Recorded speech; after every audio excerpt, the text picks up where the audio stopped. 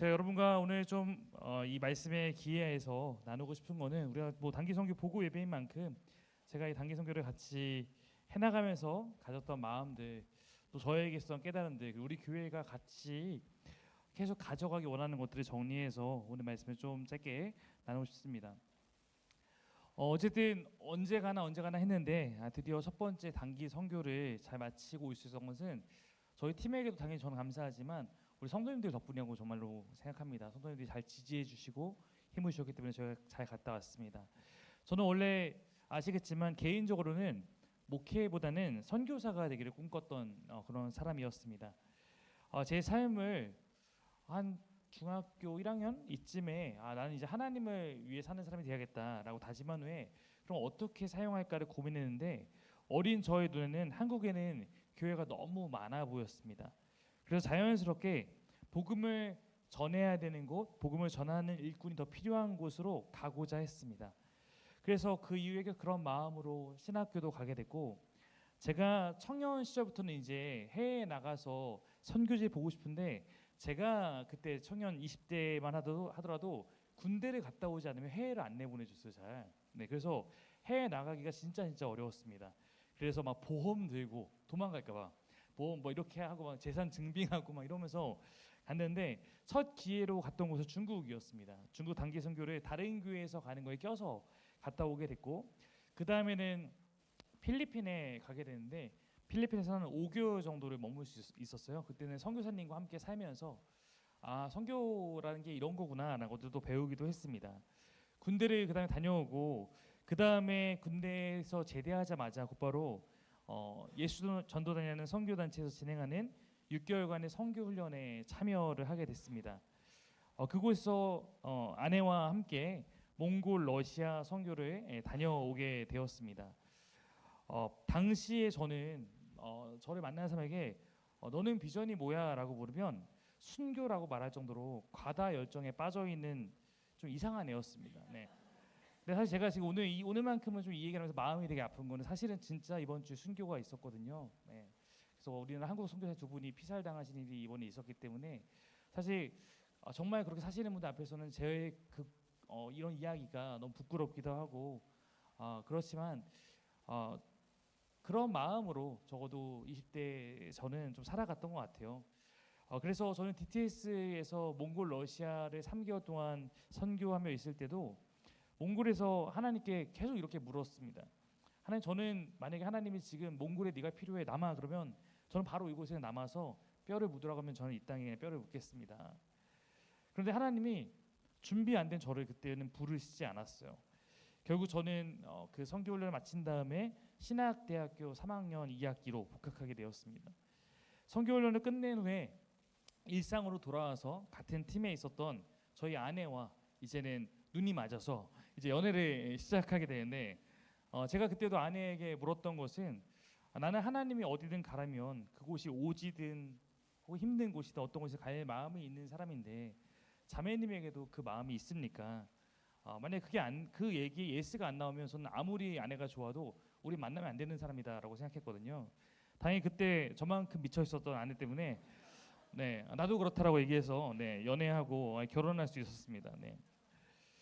선교 훈련이 남긴 저에게 이 DTS라는 기간이 남긴 정말 좋았던 것은 선교를 준비한다는 게 뭔지를 이해할 수 있었던 거예요. 6개월 내내 했던 게 선교 준비였기 때문에 그 DTS 6개월 과거를 보내면서 6개월 중에 3개월은 우리가 예수님의 제자로 살아가기 위한 것을 공부하고 훈련하면서 특별히 팀으로서 어떻게 존재할 것인가, 그 기간에 선교팀을 구성하기도 하고 저희도 지금 쓰고 있는 팀 빌딩, 팀을 만들어가는 과정을 3개월 동안 계속 했기 때문입니다. 보통 교회에 대해서 선교를 추진한다고 했을 때 비전 트립과 단기 선교로 저는 좀 구분해서 저는 이해하고 있습니다. 저는 비전 트립과 단기 선교가 둘 다 필요하다고 생각합니다. 근데 이 중에 제가 말한 비전 트립은 가서 실제적인 어떤 사역을 깊이 있게 하기보다는 그 땅을 보고 오는 것, 경험하고 오는 것이 좀 더 가깝습니다. 그 여행을 통해서 하나님의 비전을 품고 돌아오는 것이 목적인 것이 비전 트립입니다. 그래서 비전 트립으로 어딘가 갈 경우에는 별로 준비할 게 없습니다. 돈만 준비하면 됩니다. 네. 어쩌면 지난 10월에 현우 형제를 제가 데리고 탐방했던 것이 비전 트립과 같은 형태라고 말할 수 있을 것입니다. 그러나 저는 만약 교회에서 우리가 선교를 간다, 단기 선교를 나간다고 하면 조금 다른 성격과 목표가 있어야 한다고 생각해요. 단기 선교를 개인으로 나갈 수도 있고 팀으로 나갈 수도 있지만 교회에서는 보통 이게 팀으로 나가죠.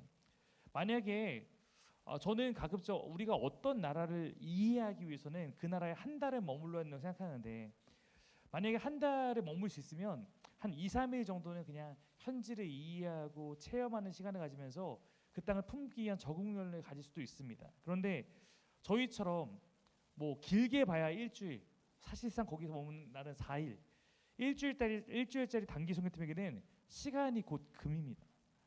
선교의 시간을 거기서 정말 1분 1초도 허투루 보내지 않으려면 준비 시간이 굉장히 중요합니다. 제가 아까 얘기했던 것처럼 DTS에서 가장 크게 배웠던 것은 팀 사역이었어요. 저희가 50명이 함께 6개월 동안 훈련받을 때 5개 나라로 5개 팀으로 흩어지면서 한 10명씩 팀으로 됐는데, 그 10명이 정말 한 몸처럼 움직이기 위해서 마음을 합하는 게 진짜 어렵구나. 그리고 흔히 말하는 거기서 관계 싸움이라고 해서 저희 그 DTS 동기들 중에서도 어떤 팀은 외국 나가서 선교하다가 싸워서 팀이 깨지기도 하고 막 먼저 귀국하는 경우도 있고, 이 안에서 함께 팀으로 이렇게 함께 나가면서 동역을 배우고 책임을 배분하고 그것이 모두에게서 함께 이렇게 힘을 합쳐서 작동되게 하는 것이 만만한 일은 아님을 알고 있거든요. 그런데 제가 만만한 일이 아니구나만 했으면 안 했을 텐데, 근데 그렇게 사역이 될 때 비로소 저는 모든 팀원들이 선교에 깊이 참여해서 은혜를 모두가 같이 누릴 수 있음을 그 기간 동안 보았습니다. 만약에 그렇게 하지 않으면 주도적인 몇 사람에 의한 선교 사역이 되기 쉽기 때문입니다. 그래서 제가 DTS 끝나고 교회에 복귀해서 전도사가 되었던 게 2008년인데 2008년 전도가 되자마자 선교팀을 조직하면서 제가 그 선교 훈련 가운데 배웠던 것을 교회에서 가급적 가능한 범위 내에서 적용해 보게 되었습니다. 그래서 저희 교회에서 미니 DTS 열었어요. 그리고 팀 빌딩을 해서 약 열흘간의 첫 번째 선교 사역을 떠나게 됐습니다. 첫 번째 임상실험 대상자는 청년들이었고, 그 첫 번째 DTS라는 팀 빌딩의 시간들과 그리고 선교지에서의 그 훈련을 하면서 저는 이게 가능하다, 이게 선교 센터, 선교 훈련을 온 사람들만 가능한 게 아니라 교회에서도 가능하다는 결론을 내리게 됐습니다. 거기서 두 번째 또 갔을 때 함께 했던 사람이 여기 있는 우리 지선영 형제, 저희 모교회에 같이 있었기 때문에 그때 또 같이 가기도 했었죠. 이후에 부교육자로 이런저런 교회를 섬기면서 하나님이 저를 부르신 곳이 어쩌면 환경적인 오지가 아니라 영적 오지라고 할 수 있는 한국 교회임을 깨닫게 됐고, 저는 선교보다는 이제 좋은 목회자가 되기 위한 꿈을 갖고 훈련에 나가게 됐습니다. 저의 부르심을 최선 다하면서도 사역하는 교회마다 거의 모든 곳에서 다 단기 선교팀을 구성해서 훈련하고 선교를 진행해 봤던 것 같아요. 제가 그렇게 했던 단기 선교팀에 참가했던 가장 어린 친구는 중2였고요. 가장 나이 많은 분은 70세였습니다. 저는 중2 학생에게도 팀 사역을 맡겼었고, 이건 얘가 팀장이야, 우리가 따라야 돼. 네, 70세 성도님에게도 연극과 워십을 맡겼습니다. 네, 그분도 나와서 연극하시고, 네, 그리고 그분도 같이 워십 댄스 하시고. 왜냐면 우리가 나이에 상관없이 저 팀에 들어왔다면 모두가 팀원이고 모두가 여기서 자기의 몫을 감당하게 하는 것이 제가 배운 팀 사역이기 때문입니다. 또한 단기 선교팀을 파송하는 교회와 함께 어떻게 하면 선교에 같이 마음을 참여하게 할까 하는 것이 굉장히 교회에도 필요한 일임을 깨닫게 됐습니다. 그래서 누군가 정말 이름을 잘 붙인 것처럼 보내는 선교사와 나가는 선교사가 되어서 함께 동역을 하는 거죠. 사실은 이렇게 저희 교회에서 늦게 단기 선교팀이 출발하게 될 줄은 몰랐습니다. 8년 차에 저희가 가게 된 건데 이번에 어쨌든 우리가 첫 번째 발걸음을 뗄 수 있었습니다. 사실 추진하면서 어느 것도 예측할 수 없었습니다. 제가 생각한 마지노선은 5명이었어요. 5명이 모이면 가자. 4명이 모이면 조금 민망하니까 고민하자. 하나님이 우리의 이 팀으로 누굴 보낼지를 알 수도 없고 저희 교회 상황에서 제가 알기 때문에 일주일을 뺀다는 게 꼭 쉬운 거가 아니었고 다. 근데 이렇게 11명의 사람이 딱 팀원이 됐을 때 이 정도 멤버가 첫 선교로 괜찮다라는 생각을 저는 하게 되었습니다. 그렇게 이제 우선은 티켓팅을 하고 선교사님과 예약해서 비행기도 또 숙소도 하면서 행정적인 절차부터 진행해왔고 드디어 저희 11명의 팀으로서 첫 모임을 함께 모여서 갖게 된 것은 선교 출발 한 달 전이었습니다. 1월 10일 이때였죠. 그리고 그 첫 모임을 하고 나서 사실은 깊은 고민에 빠지게 되었습니다. 왜냐하면 우리가 이 선교를 처음 진행하는 것이기 때문에 우리 성도님들 안에서도 당연히 단기 선교가 어떤 식으로 진행된 것인지 모르는 상태에서 모였고 몇몇 사람들의 마음에는 비전 트립 정도의 마음을 갖고 선교팀에 지원한 것이었기 때문입니다. 우리가 아직 팀으로서 같은 마음, 같은 헌신, 같은 꿈 이런 것들이 현저히 부족했고 어떻게 이 팀을 고작 한 달이라는 시간 안에 훈련해서 우리가 해야 되는 선교를 감당할 수 있도록 이끌 수 있을까 이것에 대한 고민이 저희는 굉장히 많이 있었습니다.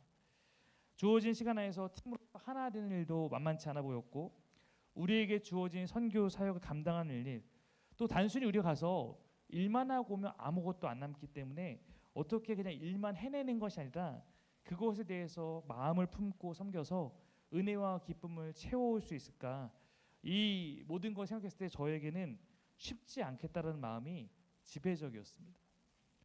사실 팀에게 고맙고 또 미안했던 부분은 저희 팀이 실제 그곳에서 사역할 수 있는 날짜가 4일인 것에 비해 우리가 감당해야 될 사역의 양이 적지 않았기 때문입니다.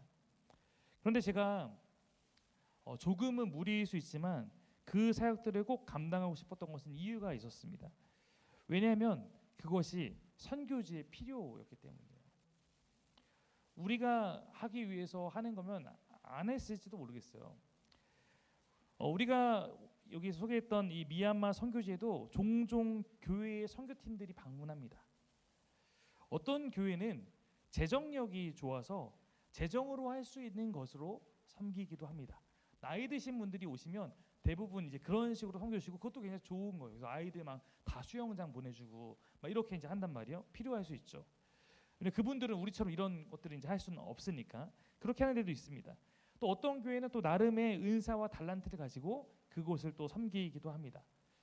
그런데 저희가 이번에 감당한 사역들은 저희 팀이 아니면 하기 어려운 일들이 제법 많았습니다. 선교를 간다는 것이 우리의 경험을 쌓는다고 생각하면 그냥 그렇게 다녀올 수도 있습니다. 그러나 선교지란 곳 자체가 그곳에는 하고 싶어도 인력과 능력이 부족해서 이거 했으면 좋겠는데 할 수 없는 것들이 굉장히 많아요.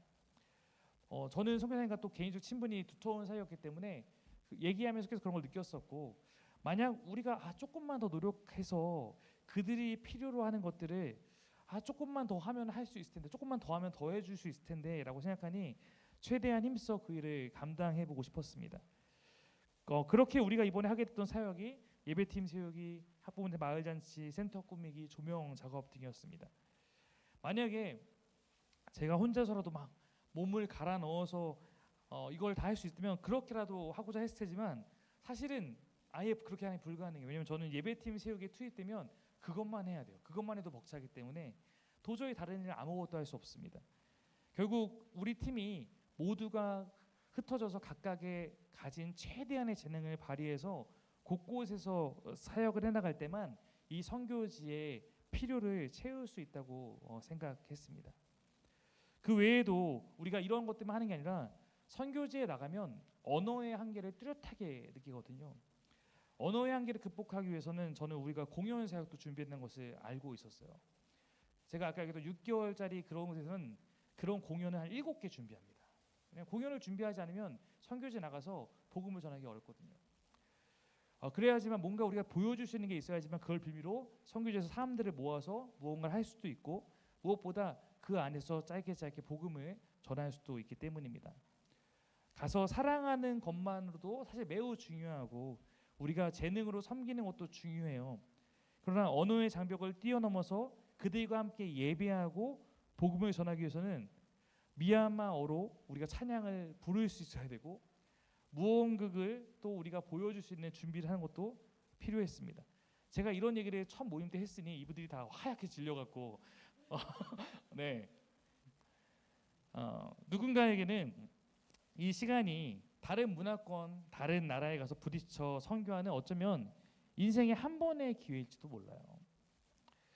가서 보고 오는 것도 의미가 있지만 저는 최대한 이 일주일을 소중하게 사용하고 싶었습니다. 그러기 위해서는 팀이 그 일을 위해 한 마음으로 뜻을 모으고 또 이 일을 기쁘게 헌신할 수 있도록 성령님께서 우리 팀을 설득해 주시는 것이 필요했습니다. 왜냐면 제가 설득하면 저를 미워할 것 같은 거예요. 하나님이고 하나님 설득해 주셔야 됩니다. 저는 우리 팀원들이 100% 자기들이 가진 모든 걸 사용해 섬길 수 있도록 우리 팀이 할 수 있는 최대치를 끌어내고 그 땅을 섬기고 싶었지만 그것을 제가 결코 할 수 있는 능력이 없음을 저는 잘 알아요. 그래서 저도 저희 팀의 모임 팀빌딩하면서 정말로 하나님을 의지하기 시작했습니다. 제가 종종 이렇게 기도문을 쓰는데 기도를 썼던 것 가운데 이런 부분이 찾아보니까 있더라고요. 일부분인데요. 제가 한번 읽어보겠습니다. 주님, 처음 팀을 이루어 진행하는 이 선교의 여정 가운데 주님께서 선장이 되어주십시오. 주께서 보게 하실 것과 깨닫게 하실 것을 기대합니다. 우리에게는 부족함은 많고 시간은 없고 부담은 많으며 해야 할 일도 많습니다. 역부족이라는 단어가 머리를 지배합니다. 팀을 이끌어야 할 저도 정신이 없습니다. 그래도 기대하는 것은 주님께서 원하시는 일이라는 마음 때문입니다. 무엇이 최선인지 우리의 헌신이 어디까지 깊어질지는 모르겠지만 팀을 사랑하고 미얀마를 사랑하고 선교사님을 사랑하는 일은 잘 하겠습니다. 우리가 꿈꾸는 것보다 더욱 먼저 준비하시고 우리를 부르신 주님을 의지합니다. 비행에 대한 공포, 건강에 대한 염려, 사역에 대한 부담, 우리 안에 있는 두려움과 고통을 주께 맡겨드립니다. 이 사역의 만물을 충만케 하고 계시는 주님을 더욱 이해하고 열방을 품을 수 있는 기회가 되도록 하십시오. 우리 모든 사귐 가족들이 한 마음이 되어 동참하며 꿈을 꾸게 하옵소서. 주님의 마음으로 인도하옵소서. 하나님이 좋아서 그냥 당신이 좋아서 무모하게도 살아가고 연약함도 당신과 함께 기뻐하고 잃어버린 영혼에게 용기 내어 가오니 11명의 얼간이들을 사랑으로 승리하게 하옵소서. 네, 이렇게 2월 5일날 제가 적었습니다. 그리고 우리는 준비하는 것도 또 사역하는 회의하고 뭐 연습하고 하는 것도 모두가 바쁜 일정이지만 모든 모임 때마다 우선 예배했습니다. 제가 목사로서 예배가 중요하다는 것을 왜 모르겠습니까? 그런데 우리는 종종 눈앞에 해야 할 일이 너무 많이 보이면 그것을 지금 빨리 해야 된다는 생각에 가장 중요한 우리의 기본을 놓치기 쉽습니다. 적어도 이번 선교팀을 진행하면서 우리가 가장 사역에 우선으로 삼기 원했던 것은 예배였습니다. 항상 우리는 모이면 말씀을 읽고 그 말씀을 각자 같이 묵상하고 각자에게 하나님께서 이 말씀을 통해 주신 마음들을 나눴습니다. 그리고 제가 마지막에 거기에 덧붙여 짧은 메시지를 전하며 이 말씀을 통해서 하나님을 주신 마음을 전하고 함께 기도했습니다. 제가 우리 선교팀이 이 사역을 감당할 수 있겠다고 저에게 소망이 생기기 시작한 것은 우리의 그 팀 빌딩마다 예배가 끝난 후였습니다. 예배가 끝나고 나면 우리 할 수 있겠는데? 예배하기 전에는 역부족인데. 우리 선교팀 안에 우리의 힘으로 할 수 없었던 일을 하나님이 하시기 시작하는 것을 저는 보았습니다. 우선 일단은 마음들이 조금씩 모아졌습니다. 할 수 없다는 생각들이 할 수 있다는 생각들로 바뀌기 시작했고 불평보다는 순종으로 서로가 협력해서 선을 이루기 위한 마음들이 더해졌습니다. 말씀 하나 보면 이 말씀이 그래서 떠올랐는데요. 한번 읽어볼까요? 시작. 너희가 땅에서 매면 하늘에서도 매일 것이요 무엇인지 땅에서 풀면 하늘에서도 풀리리라. 진실로 다시 너희에게로 오니 너희 중에 그 사람이 땅에서 합심하여 무엇인지 구하면 하늘에 계신 내 아버지께서 그들을 위하여 이루게 하시리라. 아멘. 예수님은 당신의 이름으로 살아가는 자들에게 약속을 해주셨어요. 너희가 정말로 나를 주인 삼고 너희가 나의 백성으로 살면 너희의 기도, 우리의 기도가 하늘과 땅을 연결할 거야. 하나님의 마음과 우리의 마음을 연결할 것입니다. 우리가 주님께 구하며 나아갈 때 우리 안에 그분의 뜻이 임해서 그분의 뜻이 우리 안에 이루어질 것입니다. 우리가 이번 선교에서 예배로 우리가 산다라고 결론을 내린 것은 바로 이 말씀대로 우리의 기도와 우리의 예배가 하나님께서 우리 가운데 일하시게 하는 도구가 되었음을 저 너무 강력하게 느꼈기 때문입니다. 한국에 있는 모든 시간들도, 그리고 우리가 미얀마에 있던 시간들도 우리는 낮이나 밤이나 모여서 먼저 예배하고 마지막에 예배했습니다. 센터에도 가면 도착하면 함께 예배하며 사역을 시작했고, 센터 사역을 다 마치면 함께 찬양하면서 아이들 파송하고, 또 그 이후에는 팀이 모여서 손을 잡고 우리가 성찬 때마다 부르는 고백이라는 찬양을 부르며 주님의 마음을 구했습니다. 끝일까요? 아니요. 씻고 다시 모여서 숙소에서 또 그렇게 그날에 느꼈던 것을 나누고 또 말씀을 나누고 예배했습니다. 말 그대로 예배로 시작해서 예배로 끝이 나는 선교였습니다. 예배로 살아갔고 예배 때문에 살았습니다. 우리가 주의성수라는 말을 쓰곤 합니다. 주의성수, 우리가 주의를 잘 지켜야지, 예배의 시간을 잘 지켜야 한다고 말하죠. 맞습니다.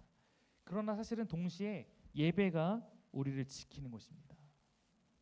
우리가 미얀마에 있는 동안 이곳 성도님들이 기도하신 덕분에 저희도 더욱 힘을 낼 수 있었습니다. 바로 그렇게 함께 하나님 앞에 구할 때 성령 안에서 우리가 연결되고 우리가 함께 동행하는 것입니다. 우리는 너무 감사하게도 그곳 참 아이들이 많이 있으나, 그러나 그곳에 찬양 소리는 없었는데 그 땅에 예배팀을 세우고 돌아왔습니다. 저는 선교를 예배가 없는 곳에 예배를 세우는 것이라고 생각하는데, 그곳에서 예배하는 사람들이 생겨나고 예배의 목소리가 내내 울려 퍼진 것은 가장 감동적인 일이었습니다. 그리고 우리 팀원들이 정말 저에게 맨날 그랬거든요.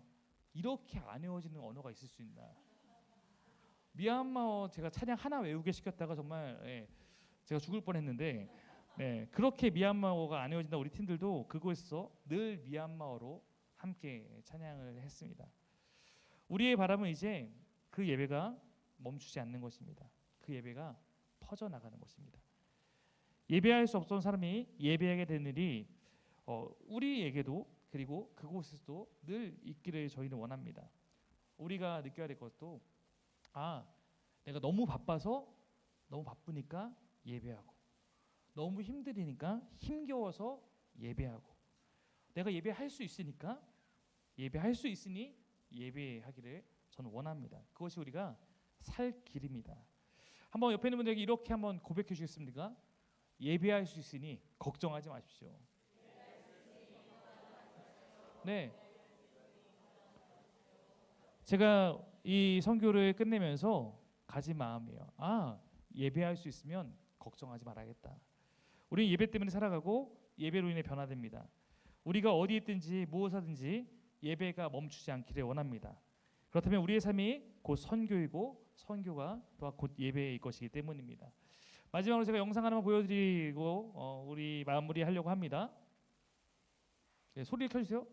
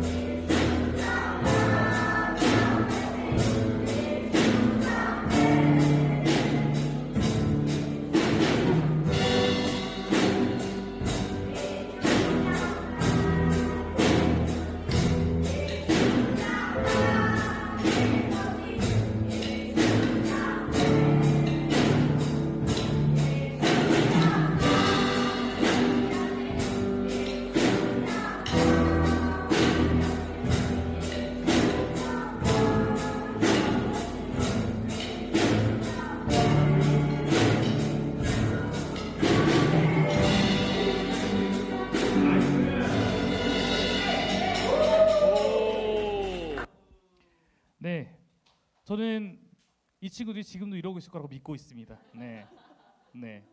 반주 좀 해주시고요. 이 친구들은 이 악기를 처음 만져보는 친구들이다.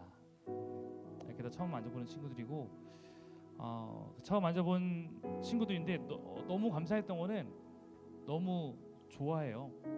이렇게 같이 할 수 있는 거를. 그래서 저 시간뿐만 아니라 정말 저희가 저 예수장다라는 저 노래는 몇 번을 들었는지 기억도 안 날 만큼 밤에도 맨날 부르며 다니고 이렇게 하는 것들이 너무 감사했습니다. 어쩌면 제가 오늘 말하고 싶은 것은 그들에게도 우리가 예배를 전하고 갔지만 사실은 그들에게 예배를 전하기 위해서 더 필요했던 것은 우리의 예배였고, 우리가 팀이 함께 예배함을 통해서 우리 안에서 예배가 주는 힘을 누리고 우리가 살아났고 우리가 이 사역 감당할 수 있을 사람이 되었기 때문에 감사하게도 저에게 주어진 사역들을 모두 계획대로 다 하고 올 수 있게 되었던 것입니다. 우리 사랑하는 성도님들도 예배 없으면 무너질 거예요. 우리 그렇게 강하지 않습니다. 그러나 하나님께서 우리에게 예배를 주셨으니 혹시 내가 있는 곳에 나밖에 예배하는 사람이 없다고 할지라도 나밖에 없어가 아니라 내가 예배할 수 있으니 내가 이곳에 예배를 세워야겠다. 그런 마음으로 우리 함께 나아간다면 아마도 하나님께서 우리를 평생 예배자로 사용하지 않을까 생각합니다.